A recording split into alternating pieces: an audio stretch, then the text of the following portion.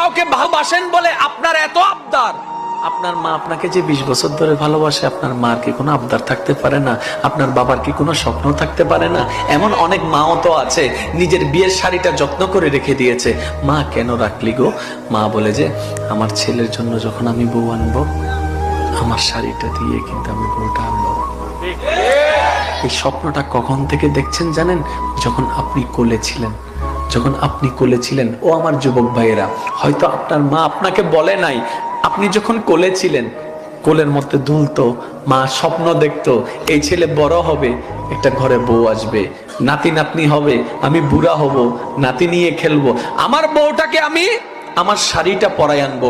20 বছরের স্বপ্ন আপনি ভেঙে দিচ্ছেন মাত্র 5 বছরের কারণে। সেজন্য পালাই বিয়ে করলে সুখ হয় না।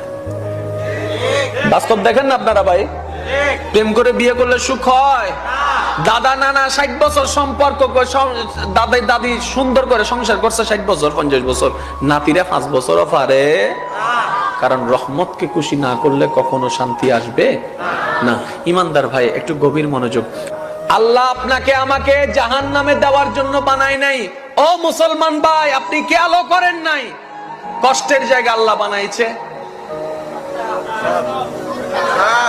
শান্তির জায়গা আল্লাহ বানিয়েছে। কিরে আল্লাহ, তুমি একটা কেন বেশি বানাইলা শান্তির জায়গা? আল্লাহ বলে যে আমি তো ইঙ্গিত দিয়ে দিছি আমার বান্দাদেরকে, জান্নাত একটু পাবলিক বেশি হবে, তো জায়গাটাও বেশি লাগবে, জায়গাটাও বেশি লাগবে, জায়গাটা। কেন আপনি ভয় পাচ্ছেন কবর নিয়ে? কেন আপনি ভাবছেন করছেন হাসর নিয়ে?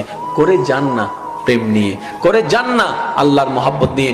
শুনলে অবাক হয়ে যাবেন, মুসা নবীর একজন উম্মতকে 1000 অপরাধ করার পরও আমার আল্লাহ জাহান্নামী থেকে জান্নাতি ঘোষণা করে দিবেন হাসরের ময়দান।